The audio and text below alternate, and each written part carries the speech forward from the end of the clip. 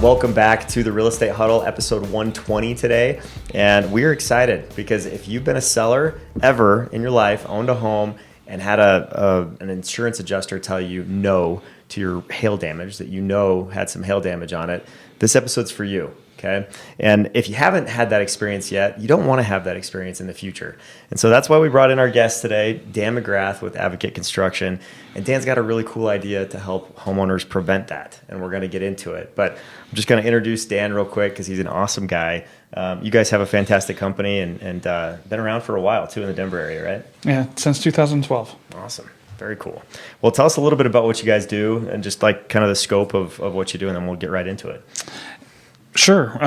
Basically, we are your typical roofing company. We also do exteriors, but mainly we're out there trying to educate people. And I rather go out and educate more than sell any day because there's no pressure, you know. And if you give people the information they're looking for, they're more likely to like you and then also end up ultimately buying from you too.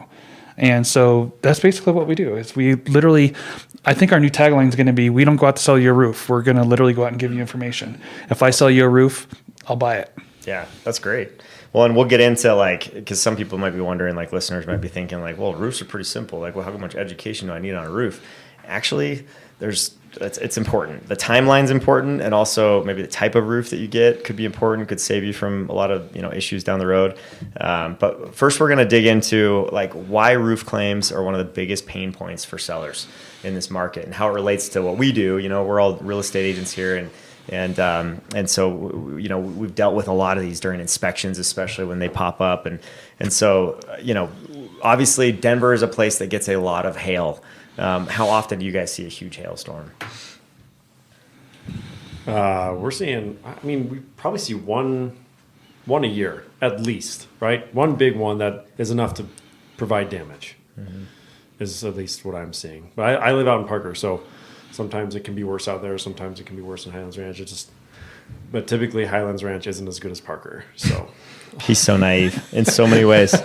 One hailstorm, Dan, help him out here. You got a tornado just a couple years ago. It never hit us. So. Yeah, Dan actually has a calendar that shows you all of this stuff. So what are we dealing with? It's surprising. It's sometimes there are years with absolutely no hail, and actually that's what I think gets homeowners in the most trouble when it comes to selling their house, and there's damage. But other times there's just years that are patches, and it's the same patch year after year that seem to get hit. So it just kind of varies across the whole city. Yeah, definitely. Is it just hail that is like a big issue for Colorado? Like what are the big issues for roofs in Colorado? There's two. It's going to be basically hail and wind. Wind. Okay. And only in wind in certain areas. Yeah, sure. Okay. And it depends on if it's an older tile too. Got it. Okay. Yeah. Awesome. And which sellers, like homeowners, are the most vulnerable to these hail issues? Obviously, hail can happen anywhere, but how would you set yourself up in a very bad way?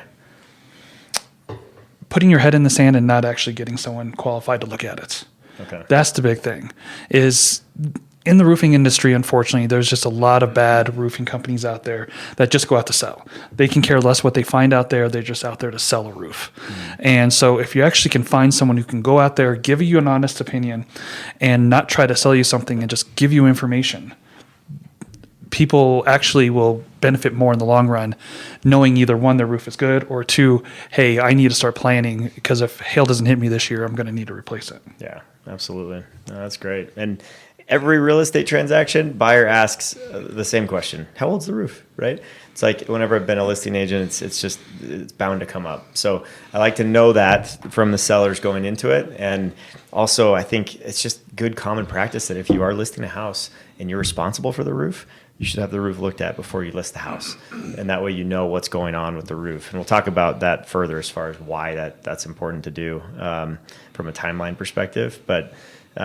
Inspectors, that's one of the big ticket items that we look at on every home. That's, the cost can be anywhere from, on a really small home, maybe $6,000 to $8,000. On a very big home, Dan, I'm sure you've done some commercial stuff too, but like big homes, you could be dealing with $40,000, $50,000 worth of roof damage, right? If you're not insured properly. So that could be a big deal. Yeah, you mentioned like older tiles, you're more vulnerable. Could you touch on like the difference between, let's say, a class 3 roof and a class 4 roof and what that actually means? Sure. In the shingle world, if you're dealing with an architectural shingle, there's two classifications, a class 3 and a class 4. They look exactly the same. The difference is just how they're made. Class 3 is just going to be your backing, tar paper, and your particulates. Your class 4 is going to have a more rubberized base. So instead of when hail hits it, the particulates kind of spread out. When it's a class 4 and it's more of a rubberized, it'll actually push those particulates deeper into the rubber instead of shooting them out. So you're not going to see the same amount of damage than you would on a class 3 roof. I mean, you'll still maybe see a little bit of the dents, but you're not going to see like those big black marks that you would see on a normal hail roof. It's a good question. And that's crazy too. Like the cost to upgrade, what is it usually like? I mean, a normal size house, like anywhere from $1,500 to $3,000 maybe to upgrade. Yeah, it's not that much. But it literally saves you like 50% in some cases on your homeowner's insurance. Yeah, that's what I was going to say. Is like insane. the difference between UL3 and UL4 is quite a jump on your insurance. Huge. Because that's what most break, I insurance should companies say. are paying out on is hail claims. So if they know that that's a lifetime shingle that's like very hail resistant, I don't know if you can ever say hail proof, right? But it's like it's very resistant to hail, then they're willing to do your insurance policy for half the price in some cases, which is in Colorado right now. You know, when I know a lot of us are paying over $5,000 or over $6,000 a year in your policy, your premium. Yeah. So that's a $2,500 to $3,000 savings just to pay $1,500 to upgrade your roof. I mean, that's a no brainer, I think. Yeah. So. Yeah, whenever we have a buyer who they're getting a roof replaced, I'll advise them like, hey, pay that nominal difference to get the class 4 shingle, and then it's going to save you a ton on insurance. It'll make a lot more sense to do that. And also helps out the new buyer too. Yeah. And makes it a little bit more, because they're going to get that same discount on the insurance as well. Yep. To me, it's a big selling point because we talk about selling concessions, right? That we give in a transaction, or a seller will pay some of a buyer's closing costs or whatever. That's a one-time deal.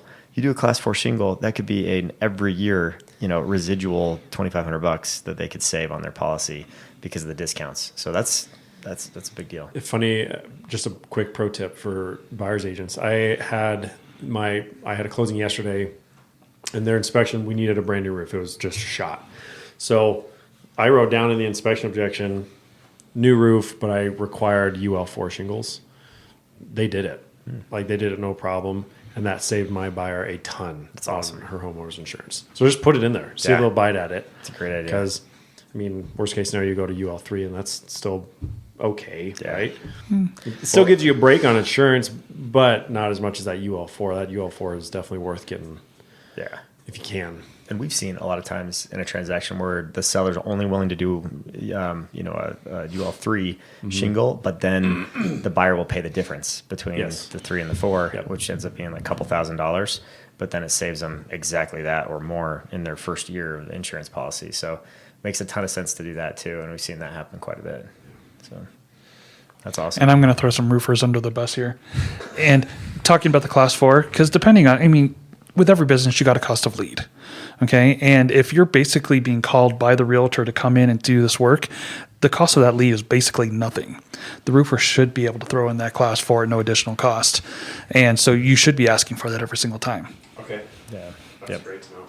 Yeah. And you're always hopeful that an insurance company is going to cover the claim when you call them.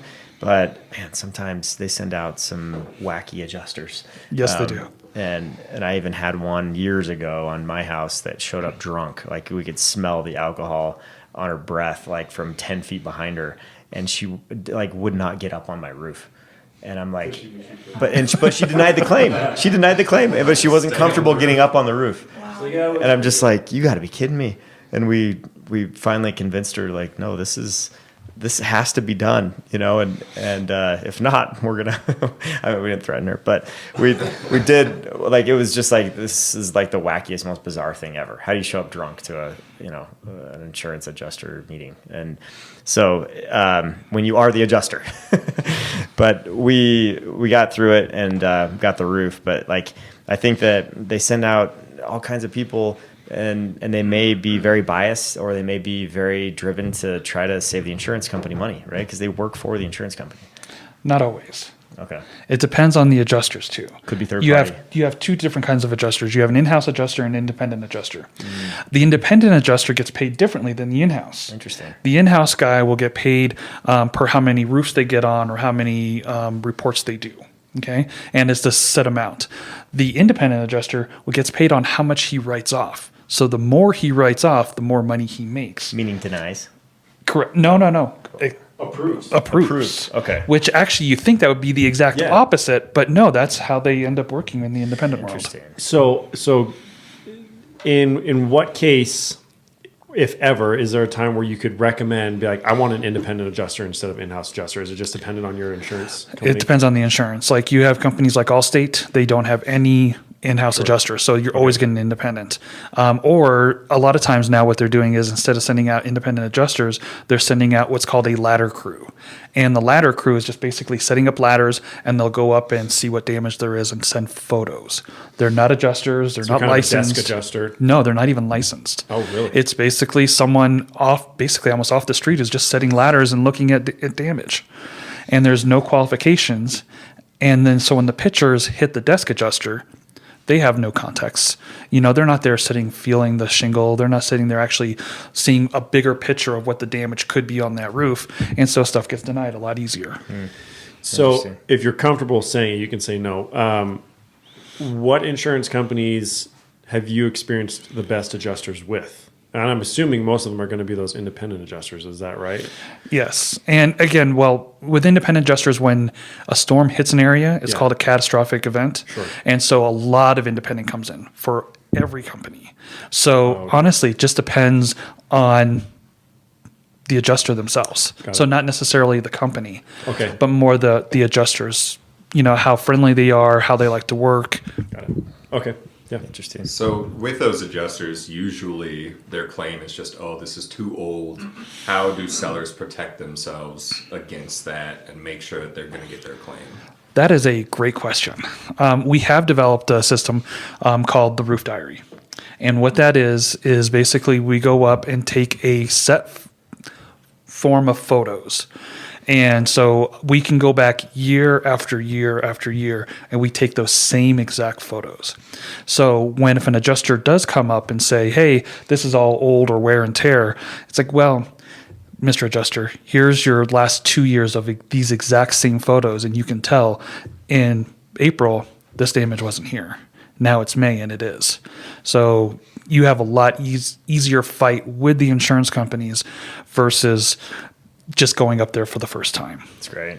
Just gives you evidence to back it up. Right. It's just so nice. And you're saying you're doing this just once a year? Yeah, once a year. Once a year. Well, once a year and or when an event happens. Sure. Yeah, of course. So if we're there in April and then hail happens in June or something, we'll come back out in June and take those same photos. And then either one, give you peace of mind to say, hey, yep, your roof is fine. Everything looks exactly the same. Or here's the difference on the photos. And now you get to make an informed decision on what you want to do. That's great. It's awesome. Yeah. How much does it? Mentioned- Oh, go ahead, Gabby. You mentioned wind damage earlier. How often would you be checking for that, or how would you kind of know when you should be checking for that? Because I feel like wind damage is something that not a lot of people think about. You're absolutely right. So we actually have a program called Hail Trace, and that not only reports what hail is, but also wind. And so in there, it's also connected to our CRM. So when an event happens, names will pop up in the swath, and then that's when we go out and talk to those customers. Okay. Makes sense. Yeah, we get heavy winds. I will say, Highlands Ranch doesn't get as bad a wind as Parker. Parker on the east side gets like crazy. So I'll give you that. Just one of many benefits. And that's living it. in Highlands Ranch. That's the only one you're getting. That's it. And so insurance adjusters, they're focusing on obviously weather data, date of loss, evidence consistency of loss, right? All that stuff. Actually, there's so much information that adjusters have today that they didn't even have 5 years ago. They know exactly where the hail came from, what direction, what was the wind speed, what kind of damage should they be looking for. If there's damage on the north side and it came from the south, there's fishing, a little bit of fishiness, and they're going to say, well, that probably wasn't part of the storm. So that's bad for homeowners that they have more information. It is. Okay. So less claims are being approved, you would say. Yes. Yeah. Okay. So that picture evidence that you guys do with the roof diary is crucial. What does that cost to do the roof diary? It doesn't cost anything. It's just a service we like to provide. And it's basically, again, if we can go out there and educate people, ultimately, if I don't earn your business today, I'm going to earn your business in the future. And you're going to see if I'm an honest person or if we're an honest company. And at that point, again, if it's me or somebody, just make sure you get someone who's actually going to give you information instead of selling you information. That's awesome. And That's great. how long have you been using the roof diaries? We've been using them for 4 years. Oh, nice. Okay. And we've actually won cases against insurance companies because of that. That's awesome. So did you develop roof diaries because the insurance has been changing for the past couple of years? Has that been a product of that? Yes. So to say insurance has been much more difficult over the past couple of years? A lot more difficult. Okay. Stuff that used to get blanketed approved and stuff like that are a lot of times now being denied. And depending on the insurance companies too, everybody used to have a test square, which is a 10 by 10 foot square on the roof, and you need to have 8 hits. Right. Now there's some companies that are up to 14 to 16 hits. So that threshold now to make it a claim, they keep on putting it further and further out. That was not me trying to lead the witness, by the way. I was just trying to, because I've noticed it, me personally, I've got a couple clients that are going through insurance stuff, and it's just, it's becoming more and more difficult to deal with them. And insurance, in Colorado, insurance is becoming an issue. Totally. So why wouldn't someone want to do this? Why would people tell you no when you're offering a free service like this? Some people like to keep their head in the sand. And unfortunately, there's a lot of realtors out there that do the same thing. Yeah. Because they're afraid of, what if they do find damage up there? Then is that going to kill my deal? Is this going to cost the homeowner more? And it's ultimately, it's going to be found. Okay. If they have a good inspector, unless you're doing a cash deal with zero inspection, something's going to be found. Mm-hmm. You might as well have this information ahead of time. And if that delays you putting your house on the market by a month or so, I'd rather you guys, take the benefit, and then all of a sudden you're scrambling. Yeah. That makes a lot of sense. Just a quick story. I just was working with another house. They sold the house. Another roofer came out, said, file a claim. It turns out it wasn't even a hail claim. It was a manufacturer defect. So we were able to we're putting the roof on this Friday actually for this house. And we're able to get zero money out of pocket instead of even their deductible, because it was warranty and not hail. And again, it's just all about information. Yeah. Wow. That's crazy. Well, that's an awesome service that you provide. And obviously it helps us too in a real estate transaction if someone has a record of what their damage on their roof looks like. That's basically a pre-inspection on your roof. And not only that, it's, again, if you sell your roof, or sell your house 3 years in the future, and an inspector even finds a couple little things, and then you have your buyer say, oh no, I need a whole new roof. It's whoa, wait, hold on. I have 3 years of reports saying, hey, we've gotten a clean bill of health. Yeah. And now you don't have to make that concession anymore, because they're probably trying to, again, I love people and their honesty. They're trying to use something to leverage something else. Yeah. Mm-hmm. Yeah. Yeah. There's no reason people should not be using this. Right. Yeah, for sure. That's a no-brainer. Yep. Well, and if they're more aware, they can check with their insurance company. And if they know they have an insurance company, one of the bad ones, right, that doesn't approve claims, maybe they could make a record, start keeping a record, right, and then get new homeowners insurance that's actually worth something. We'll do something about it too. Absolutely. To protect them down the road. So that's awesome. What's your average time frame to get a roof on? Average size house, right? What's your turnaround time typically? To actually do the roof, or get the material there and everything like that? All of it. Yeah. The whole project from start to finish. If I can get an approval from a client on Monday, I can have that roof on by Thursday. That's awesome. Because I can normally have something delivered by Wednesday. They're doing the roof on Thursday, and you're done. Yeah, because sometimes we're in a situation, right, where we have a buyer that wants to close in 15 days. Their lender's just hauling to get the loan done. Inspection happens on day 5, and then we get it back, and it's resolved on day 8. You got 7 days left until closing. And roofs are definitely weather permitting too. So if you run into weather, it's is. oh crap. Yeah, But So that's great. So for somebody who's looking at insurance companies, what is kind of your tier list of like, hey, here's the best people to work with where they're going to take care of you, and hey, here's the people where you're going to get frustrated, they're going to deny you, and you're going to have to get on your roof with a hammer to make 14 hits instead of a... Now. That's called not a good thing. I have a personal list of mine that I like, so it's nothing bad out there. So sorry if you're one of these companies. On the top of the tier, if you qualify for USAA, I mean, they've gotten pricey over the years, but they take care of their people. I mean, they really do. I would hope so. And then I personally like it goes to the State Farm and then Farmers, and then it hits all of the middle people, the Safecos, the Harfords, the Progressive, Yep. all of them. And then I won't mention the two A ones at the very bottom. But they start with an A? Yeah, they do start with an A. Okay. Well, might be able to. Our viewers are pretty smart. They might be able to put that one together. ChatGPT, here we So go. for somebody who is watching and just realized my company starts with an A, what is a good time to start doing the roof diary? When should they get started on that? I would start now. Yeah. Of course, make sure it's, again, weather dependent, that I can get up there and make sure there's good quality photos. But it doesn't hurt. Again, it doesn't cost you anything. You then now have something before a storm season. So if storm season does happen to hit you this year, you have some good information. If it doesn't, we come out again next year, and then we take those same photos. And so then you can see the progression. I'm glad you said that, because I was going to say before storm season is probably the best time to get this started for sure. And who knows, this winter's been super weird, so this summer could be super weird too. Yeah, that's true. In a bad way. And we Or kind in a of really good way. Yeah. Yeah, he's like, yeah, bring it on, baby. Dan's the only one praying for hail in the room. All the insurance adjusters are out there praying for no hail.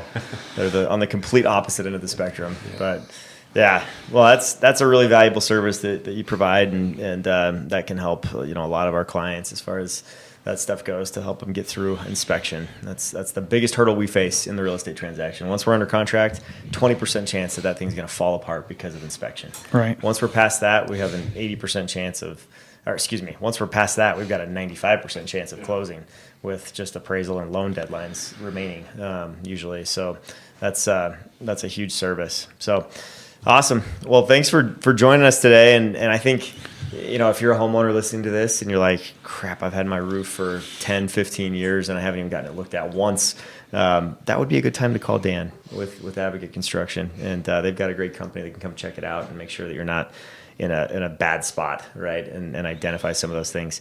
Also, be aware of what your deductible is, right? Probably a good idea. Absolutely. So that people know, it may not be this humongous expense, or it may be bigger than you think, but you just got to know what your policy looks like. And Also, not just your deductible. There are some companies out there now that are now prorating your roof once it gets 10 years old. So it went from full replacement to actual cost. So, if you have a 10-year or 11-year-old roof, now the insurance company may be only paying 70 to 75%. Gotcha. That other 20 to 30 need to come out of your pocket on top of your deductible. Yeah. And depending on your shingles too, it could be even worse. Yeah. Tell me this. So I just had a client, not even a client, just friend of mine. They had roof damage from a little while ago. Their deductible changed from $2,500 to $5,000. So they were under the impression that they were going to have to pay a $5,000 deductible. But because the hail damage was done when their deductible was actually $2,500, they ended up paying the $2,500. Is that I'm assuming that the roof diaries can be a huge helper for that type of scenario. Not necessarily, because that's a pure insurance one. Sure. So if whatever policy you have in effect during that storm, or whatever deductible you have during that storm, will take effect. Got it. Okay. And that's why a lot of people, when they, say they have a really bad experience with their adjuster, and they said, "Oh, I want to change companies, but I don't want to ruin my roof, getting my roof replaced." It's like, it doesn't matter. They are now, they have a contract with you. You have to replace it. And so you can change your company whenever you want to something else that you're going to prefer. Sweet. Awesome. That's great. Well, call Dan if he can help you with a roof diary, and appreciate you joining us today. Thanks Good for to have having you me. on. Yeah, absolutely. And just remember, when it comes to hail, it's not about playing defense only, right? You got to play some offense. You got to prepare ahead. Make sure you're ready for this kind of stuff, because it happens often in Colorado if you live here. And then also just keep us in mind if we can help you in any of your real estate needs. And we're always happy to help. Thanks for listening.